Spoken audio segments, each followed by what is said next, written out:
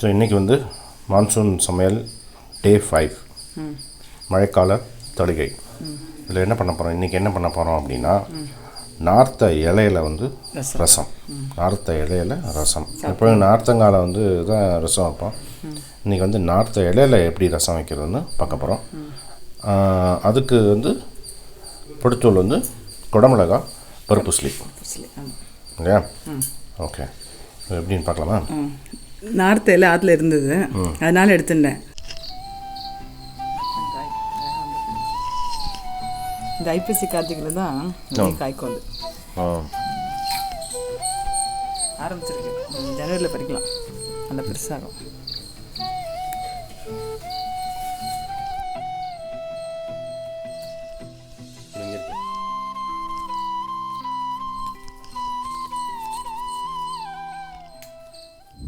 Suppose நார்த்த இலை இல்லை அப்படின்னா கருவேப்பிலை, எலுமிச்சை இலை இதனால போட்டு பண்ணலாம். இது வந்து இது எல்லாமே இந்த நார்த்த இலை கருவேப்பிலை எல்லாம் ஜீரணத்துக்கு ஹெல்ப் ஆகும். அதுக்காக இது பண்ணுறது. இது வந்து என்ன பண்ணுவேன், நான் அரைச்சிடுவேன், தனியாக ஜலம் விட்டு அரைச்சிட்டு அந்த வெறும் இந்த இது மட்டும் ஜூஸ் மட்டும் தான் எடுத்துப்பேன். ஏன்னா கொஞ்சம் சம்டைம்ஸ் இது வந்து கொஞ்சம் கெட்டியாக இருக்கும் போது இருந்ததுன்னா திரியாக வந்துடும், அதனால் வேண்டான்னு நடுவில் இருக்கிற இந்த காம்பு எடுத்துடணும். எப்பயுமே காம்பு எடுத்துகிட்டு அரைக்கணும். இதை அரைச்சி ஜூஸ் எடுத்துப்பேன். அப்புறம் வந்து ஒரு ஒரு 1/4 டம்ளர் வந்து துவரம்பருப்பு மஞ்சப்பொடி போட்டு வேக வச்சு எடுத்து வச்சுருக்கேன். இலை வந்து ஒரு 5-6 இலை, ஒரு 10 இலை இருக்குன்னு வச்சுங்களேன். 10 இலை ஒரு கைப்பிடி எடுத்துக்கலாம். ஒரு கைப்பிடி அளவு இப்போ கருவேப்பிலை எடுத்தாலும் கைப்பிடி எடுத்துக்கலாம். அப்படி ரொம்ப கசக்காதுல்ல? கசக்காது. அதனால் ஒரு கைப்பிடிக்கு மேலே வேண்டாம். ஒரு கைப்பிடி இது ஜூஸ் எடுத்தோன்னா ஒரு 1/4 டம்ளர் வரும், 1/2 டம்ளர் வரும், அவ்வளோதான். ஸோ அந்த அளவுக்கு இது இந்த ஜீரணத்துக்கு. நார்த்த இலை ஜூஸ் 1/4 டம்ளர், 1 டம்ளர் வந்து துவரம்பருப்பு, 1 டம்ளர்னா குட்டி இந்த கப்பில் 1 கப் வரும். ஸோ அந்த மாதிரி இல்லை 1/2 டம்ளர். இந்த கொஞ்சமாக வந்து அதுவும் ஒரு கைப்பிடி, ஒரு கையில் வந்து இப்போ துவரம்பருப்பு வேக வச்சா போதும். அப்புறம் தக்காளி இருந்து நான் 2 தக்காளி எடுத்துட்டுருக்கேன். தக்காளி கம்பல்சரின்னு இல்லை, தக்காளி இருந்ததுனால துளியோண்டு அந்த கொஞ்சோண்டு புளி எடுத்துருக்கேன். தக்காளி இல்லைன்னா புளி வந்து இன்னும் கொஞ்சம் சின்ன நெல்லிக்காய் சைஸ் எடுத்துக்கலாம். சாத்தும் பொதிக்கு வந்து என்ன வச்சுருக்கேன்னா, நல்லா பெரிய டீஸ்பூன் வந்து தனியா, 1/2 டீஸ்பூன் வந்து மிளகு, 1/2 டீஸ்பூன் வந்து ஜீரகம், ஒரு 1/4 டீஸ்பூன் பெருங்காயம், அதேமாதிரி சும்மா கடலைப்பருப்பு, கடலைப்பருப்பு, அப்புறம் 2 மிளகா. வறுக்கலாம் வேண்டாம். இது அப்படியே நல்லா பச்சையாக அரைச்சிக்கணும். இது மட்டும் வேக வச்சுக்கணும். இது அப்புறம் வந்து ஃபஸ்ட்டு இது 2 தக்காளியை நல்லா கையால் பிசைஞ்சுட்டு அதை உப்பு போட்டு நான் கொதிக்க விடுவேன். அப்புறம் இந்த பொடியை போட்டுட்டு இந்த ஜூஸையும் விட்டு பருப்பி விடணும். தாளிக்கிறதுக்கு வந்து நெய்யில் கடுகுல தாளிப்பேன். ஓகே. இப்போ இது பருப்பு உசிலிக்கு வந்து இது வந்து நீ வந்து பருப்பை வந்து வேக வச்சுருக்க இல்லையா? ஆமாம், வேக வச்சு. சப்போஸ் நார்த்தலையும் இல்லை கருவேப்பிலையும் இல்லை அப்படின்னா ஆற்றுல கண்டிப்பாக வந்து இது மாதிரி இது இருக்கும் பாருங்கள். நம்ம நார்த்தங்காய் ஊறுகாய் போட்டு வச்சுருப்போம் இல்லையா? இந்த நார்த்தங்காய் இல்லை பசங்க வந்து நார்த்தங்கான்னு கொடுத்தா சாப்பிட மாட்டான். ஸோ இதை வந்து அரைக்கும் போது சாத்தம்படியில் ஒரு பீஸ் போட்டு அரைச்சிட்டோம்னா அந்த நார்த்தங்காய் ஸ்மெல்லோட சூப்பராக இருக்கும். ஓ அப்படியா? ஸோ ஒன்றும் இல்லைன்னா இதுமாரி பண்ணலாம்.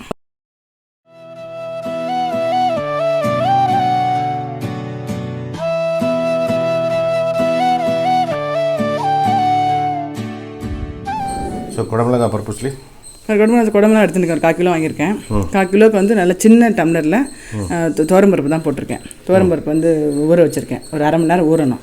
அதுக்கு எவ்வளோ காரம் வேணுமோ அந்த மிளகாய் ஊற வச்சுருக்கேன். அதோடு வந்து இந்த பெருங்காயத்தையும் போட்டு அரைச்சிட்டு நல்லா வந்து எண்ணெய் கடுகு போட்டு எண்ணெயை தாளிச்சுட்டு இது நல்லா ஃபஸ்ட்டு உசிலிச்சுருவேன். அப்புறம் இந்த காயப்பொடி இப்படியாக நறுக்கி அதில் போட்டு வதக்கிடுவேன். ஓகே. பெருங்காயம் கடுகு. ஆமாம். சப்போஸ் இல்லைன்னா தனியாக காயை வதக்கின்னு கூட ஆட் பண்ணிக்கலாம். அது ஓகே. ரெண்டுக்குமே உப்பு இருக்குது. உப்பு இருக்காங்க, உப்பு எல்லாத்துக்கும். ஓ ஓகே, பார்க்கலாமா அப்போ?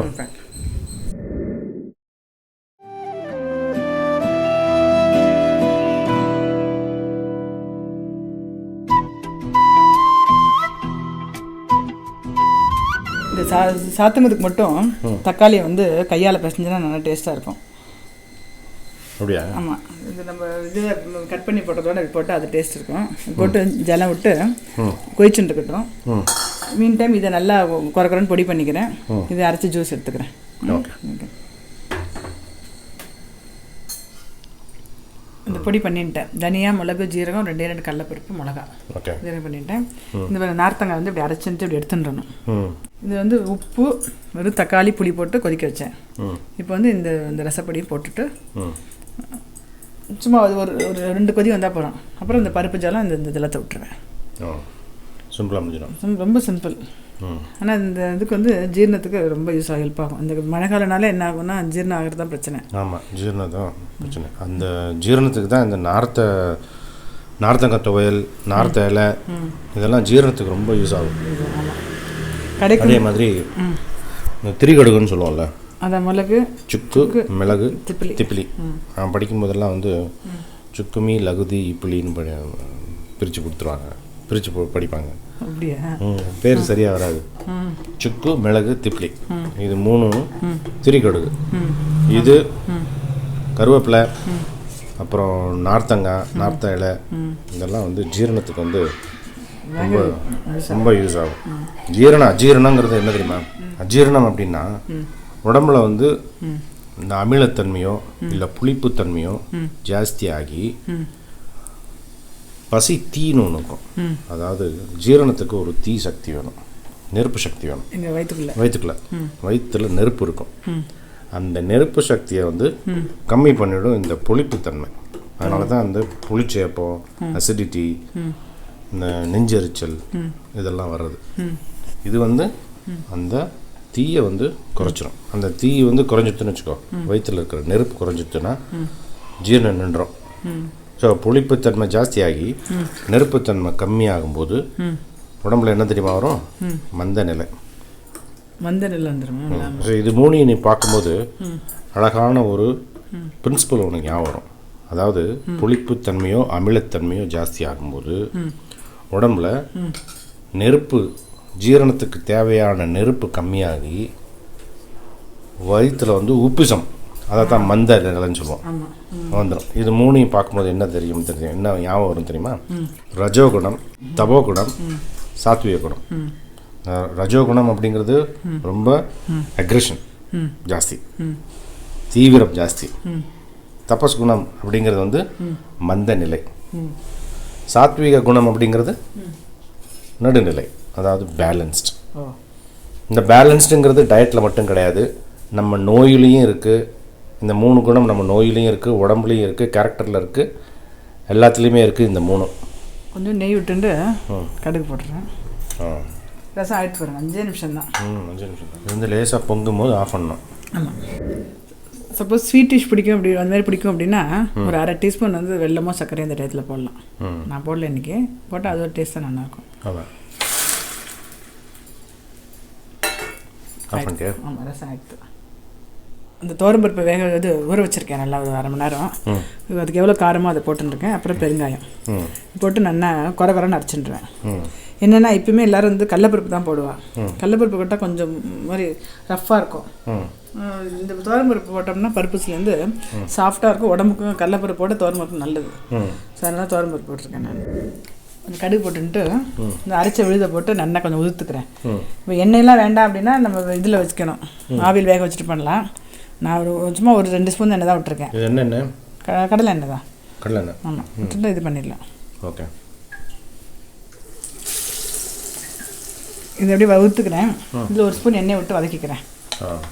இப்போ நீங்கள் சொன்னீங்களே இந்த அஜீரணத்தில் வந்து அந்த 3 குணத்தோடு கம்பேர் பண்ணிங்களே, புராணத்தில் எப்படி ஏதாவது இருக்கா, இதை பேஸ் பண்ணி ஏதாவது இருக்கா? புராணங்கள்லையா? புராணங்கள் இருக்கா? இருக்கு. அது சொல்லுங்களேன். சொல்லவா? இப்போ நம்ம புராணங்கள், இதிகாசங்கள்லாம் இருக்கு இல்லையா, இதை வந்து நேரடியாக பார்க்கும்போது எப்படி இருக்கோ அந்த மாதிரியும் எடுத்துக்கலாம், இல்லை ஒரு மாரல் ஸ்டோரியாகவும் எடுத்துக்கலாம், இல்லை நம்ம உடம்புக்குள்ளே என்ன நடக்கிறதோ அதை கம்பேர் பண்ணி இந்த இதிகாசங்களை பார்க்கவும் செய்யலாம். எப்படி வேணாலும் எடுத்துக்கலாம். கடைசியாக வந்து என்னது, நமக்கு வந்து நல்ல விஷயங்கள், அவர் சொன்ன விஷயங்களை எடுத்துக்கணும், அவ்வளோதான். அதில் வந்து ஆர்கியூமெண்ட் பண்ணிடக்கூடாது. அது நல்ல விஷயங்கள் என்ன இருக்குது அப்படின்னு பார்க்கணும். இப்போ ராமாயணம்னு பார்த்தேன்னு வச்சுக்கோங்க. ராமாயணத்தில் சீதா அப்படிங்கிறது வந்து ஒரு முக்கியமான ஒரு கதாபாத்திரம். இந்த சீதா அப்படிங்கிறதுக்கு அர்த்தம் பார்த்தோன்னு வச்சுக்கோ. இங்கிலீஷில் வந்து இதுக்கு பேர் வந்து ஃபரோ அப்படின்னு சொல்லுவாங்க. Furrow சீதாங்கிற meaning. சீதான்னா அது என்னென்னா, இந்த வயல்லாம் இருக்கலாம், வயல் பரப்பு, சீட்ஸ் எல்லாம் வைப்பாங்கல்ல, பிளான்டேஷன் ஆரம்பிக்கிறதுக்கு முன்னால் மண்ணை நல்லா உழுதுருவான், மாடை வச்சு நல்லா உழுவான். நேர் கோட்டில் இருக்கும். ஒரு வயல் பரப்புன்னு வச்சுக்கோ, ஒரு 1/2 ஏக்கர் வயல் பரப்பில் நல்லா காளமாடை வச்சு நல்லா உழுகுறாங்கன்னு வச்சுக்கோ. நேர் கோடு இருக்கும், சீரான கோடு. அந்த கோட்டுக்கு தான் பேர் வந்து ஃபரோ. அது சான்ஸ்கிரிட்டில் சீதா. இது ஏன் அப்படி அப்பா வந்து ஜனகர் வந்து ஏன் அப்படி வச்சாருன்னா சீதாவை வந்து பூமியிலேருந்து கண்டெடுத்தனால அந்த பேர் வச்சார் சீதா அப்படின்னு. ஸோ அதோட அர்த்தத்தை பார்க்கும்போது ஒழுங்கான சீரான அப்படின்னு அர்த்தம் சீதா அப்படின்னா. இது வந்து நான் வந்து கியூரியாசிட்டி கேரி ஃபார்வர்டில் ஒரு கதை சொல்லியிருக்கேன். அதாவது ராமாயணம் உள்நோக்கு பார்வை அப்படின்னு. விஞ்ஞானமாகட்டும் படிப்புக்காகட்டும் அது வந்து தொலைநோக்கு பார்வை வேணும். ஆன்மீகத்துக்கு உள்நோக்கு பார்வை வேணும். உள்ளே பார்க்கணும் ஆன்மீகத்தை. இதை உள்ளே பார்க்கும்போது எப்படி அப்படின்னு இருக்கும்போது நான் அதில் சொல்லியிருக்கேன். இந்த 3 குணம் பார்த்தேன் இல்லையா, ரஜோகுணம், தபஸ்குணம், சாத்வீக குணம். இதுதான் வந்து கும்பகர்ணன், ராவணன், கும்பகர்ணன், விபீஷணன். இது ராவணன் அப்படிங்கிறது வந்து ரஜோகுணம். ஓகே. கும்பகர்ணன் அப்படிங்கிறது தப்பகுணம், மந்த நிலை. விபீஷணன் வந்து சாத்வீக குணம், அது வந்து பேலன்ஸ்டு. இதை பற்றி பேசணும்.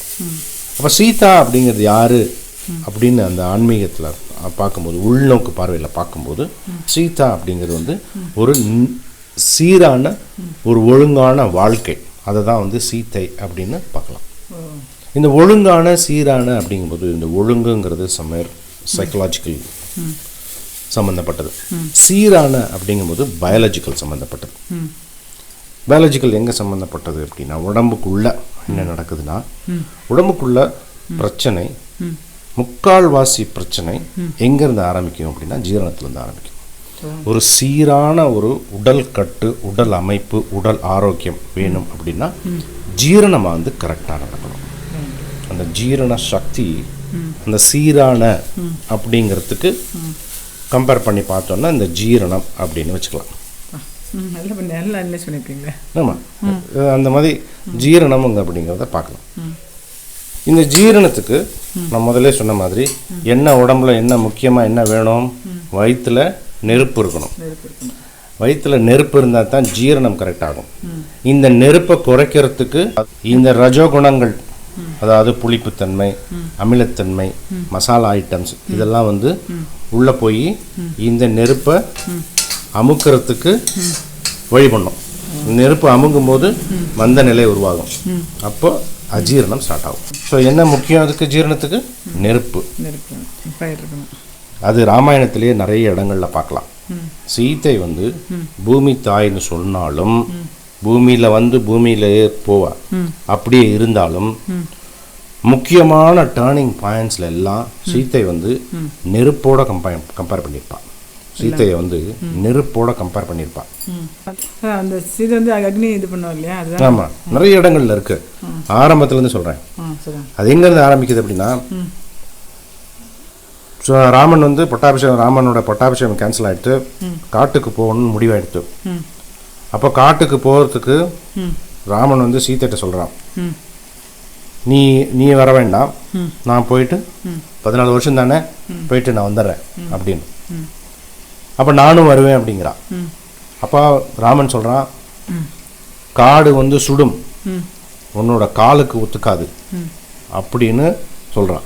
இப்போ சீத்தை என்ன சொல்கிறா, உன்னோட பிரிவை விடவா இது சுடும், உன்னோட பிரிவை விடவா சுற்றும் இந்த மனம் அப்படின்னு கேட்குறான். அங்கேயும் நெருப்பை பற்றி பேசுவான். அதே மாதிரி இலங்கையில் அனுமன் வந்து சீத்தையை கண்டுபிடிச்சிருவான். சீத்தையை கண்டுபிடிச்சிட்டு அனுமன் சொல்லுவான் சீத்தைட்ட, என் தோளில் ஏறி உட்காந்துக்கோ, நான் கொண்டு போய் ராமன் இருக்கிற இடத்துல உன்னை விடுறேன் அப்படிங்கும்போது சீத்தை சொல்லுவாள், நான் அதுக்காக இங்கே உட்காந்துட்டு இருக்கல, நான் இங்கே உட்காந்துட்டு இருக்கிறதுக்கு காரணம் ஒரே சொல், ஒரே வில், ஒரே இல், ஆனால் ராமன் இங்கே வரணும். ஒரே சொல்னா என்னது? சொல் மாற மாட்டான், ஒரு சொல் தான் ராமனுக்கு. அதே மாதிரி ஒரே வில், ஒரு வில் எடுத்தான்னா போதும், எந்த எதிராளி யாராக இருந்தாலும் அவன் அழிஞ்சான். அதே மாதிரி ஒரே இல், ஒரே மனைவி. அதுக்கு தான் சொல்லுவார் ராமன் வந்து ஒரே வில், ஒரே சொல், ஒரே இல் அப்படின்னு சொல்லுவாங்க. அந்த ராமன் வரணும், அதுக்காக உட்காந்துட்டு இருக்கேன். நான் நினைச்சேன்னா என்னோட ஒரு சொல் போதும் இந்த இலங்கையை எரிக்கிறதுக்கு அப்படின்பா. அங்கேயும் நெருப்பை யூஸ் பண்ணுவான். அழிக்கிறதுக்குன்னு சொல்ல மாட்டான், எரிக்கிறதுக்கு என்னோட ஒரு சொல் போதும் அப்படின்னு. அதே மாதிரி அனுமன் வாளுக்கு வந்து அங்கே இலங்கையில் தீ வச்சிருவான். அப்போது அக்னி தேவனை கூப்பிடுவா சீதா. அக்னி தேவனை கூப்பிட்டு ஆர்டர் ஒன்று கொடுப்பா. அவன் வாளில் தீ இருக்கட்டும், ஆனால் அது அவனு பாதிக்கக்கூடாது. சந்தனம் மாதிரி குளிர்ச்சியாக இருக்கணும். ஆமாம், அது இலங்கையை எரிக்கட்டும், அனுமனுக்கு பாதிப்பு வரக்கூடாது இந்த நெருப்பால் ஒன்றால் அப்படின்னு ஆர்டர் கொடுப்பா. அக்னி தேவனை ஒத்துண்டுருவான். அதுக்கடுத்து தன்னோட தூய்மையை வந்து ப்ரூவ் பண்ணுறதுக்கு நெருப்பில் தான் இறங்குவான். பூமி தாயே ஆனாலும் நெருப்பை வந்து ஒரு இடத்துலையும் காமிச்சிருப்பாங்க. நெருப்புக்கும் அந்த சீத்தைக்கும் கம்பேர் பண்ணிகிட்டே வருவாங்க. வால்மீகி ஆகட்டும், கம்பன் ஆகட்டும், ஒரு இடத்துலையும் முக்கியமான டயலாக்ஸ்லாம் பார்த்தோன்னா நெருப்போட கம்பேர் பண்ணிப்பான். சீத்தை சொல்கிற மாதிரி வரும். அதைத்தான் அந்த ஒழுங்கான வாழ்க்கை, சீரான வாழ்க்கை இந்த சீத்தை அப்படின்னு சொல்லலாம். நீங்கள் உள்நோக்கு பார்வையில் பார்க்கும்போது சீரான வாழ்க்கைங்கிறது பயாலஜிக்கல். அந்த பயாலஜிக்கு தேவை என்ன? ஜீரணத்துக்கு தேவை நெருப்பு. அந்த நெருப்பை தான் அங்கே கம்பேர் பண்ணுவாள். இந்த நெருப்பு வேணும் நமக்கு. அந்த நெருப்பை கொடுக்கறதுக்கு நம்ம அதை அழிக்கிறதுக்கு விடக்கூடாது. இந்த அமிலத்தன்மையோ, இந்த மசாலாவோ, இந்த புளித்தன்மையோ இதெல்லாம் இருக்கக்கூடாது. அதெல்லாம் புளி வந்து நம்ம அதிகம் சேர்த்துக்கிறது கிடையாது. ஏன்னா அது வந்து கொஞ்சம் அந்த பசி தீயை வந்து குறைச்சிடும். பசி தீயை குறைச்சா அஜீரணம் ஸ்டார்ட் ஆகும். இந்த அமிலத்தன்மை ஜாஸ்தியாகி உடம்புல மந்த நிலை வந்துடும். அதான் உப்பீசம் அப்படிங்கிறது. ஆமாம், ஜீரணம் ஆனாலே அதே ஒரு லேசியாக உட்கார வச்சுட்டு ஒரு வேலை செய்ய முடியாமல் அப்புறம் கால் வலி அப்படி ஒரு விஷயம் ஸ்டார்ட் ஆகும். ஆமாம், நம்ம அந்த வயிற்றை ரெடி பண்ணி கரெக்டாக வச்சுட்டாக்கு தான் அந்த இடத்துல சீத்தை அளவுக்கு முக்கியமாக இம்பார்ட்டன்ஸ் சொல்லியிருக்கீங்களா? அதான் அந்த சீத்தைங்கிறது வந்து சீரான உடல், ஆரோக்கியமான உடல், நிம்மதியான வாழ்க்கை, இதுதான் வந்து சீத்தை அப்படிங்கிறது வந்து அதுதான் வேணும் நமக்கு. ரொம்ப நல்லா சொன்னீங்க. ரொம்ப நல்லா சொன்னீங்க. ஓகே, இதுக்கு இல்லை போட்டோன்னே இதாக எடுத்து பாருங்க. இது வந்து நல்லா வேகணும், வெந்துருச்சு. வெந்துருச்சு இன்னும் கொஞ்சம் வேணும்னு நினைக்கிறேன். இல்லை வெந்தால் எடுக்கிறது கரெக்டாக இருக்கும். எடுத்து அதை போட்டுக்க வேண்டியது ஆகிடுச்சு. ஓகே, ஒரு நாளைக்கு நம்ம வந்து ஒரு பருப்பு சேர்த்துக்கணும், அந்த மாதிரி ஒரு இது பண்ணிட்டோம்னா ஒரே நாள் ஒரே சமையலாக இல்லாமல் இது மாற்றி நேற்று தான் கொஞ்சம் அதெல்லாம் போட்டு பண்ணேன். இது பண்ணிட்டேன். போகிறோம் கரெக்டாக இருக்கும் இல்லையா? எனக்கு கொஞ்சம் பருப்பு தொகையில் அப்புறம் அரைக்கிறேன். பருப்பு தொகையில் வேண்டாம், ஏன்னா இல்லை நாற்று வேப்பிலை கட்டி ஏதாவது ஒன்று பண்ணுறேன். வேப்பிலை கட்டி ஒன்று பண்ணிக்கலாம். பருப்பு உசிலி இருக்குல்ல, எல்லாத்துலேயும் பண்ணலாம். கத்திரிக்காய், கொத்தவரங்காய் தான் ரொம்ப ஃபேமஸ். ஆமாம், பருப்பு உசிலிக்குனாலே கொத்தவரங்காய் தான். பீன்ஸு, கொத்தவரங்காய், பீன்ஸு, காய் எல்லா காயுமே பண்ணலாம். நல்லா இருக்கும். எது அவள் கிடைக்கிறதோ அதான் ஒன்று போட்டு ரொம்ப சிம்பிள் ஆயிடுச்சு. ஓகே, எடுத்து வச்சுருக்கேன். நார்த்த இலை ரசமும் குடமிளகாய் பருப்பு உசிலியும். ஆமாம், நீ சொல்கிறது தான் நல்லா இருக்கு. அப்படியா? ஏன் நிஜம் தானே? இன்னும் பெரிய இருக்கிறத சொல்கிறேன் நான். சூப்பராக இருக்குது. தேங்க்ஸ். தேங்க்யூ.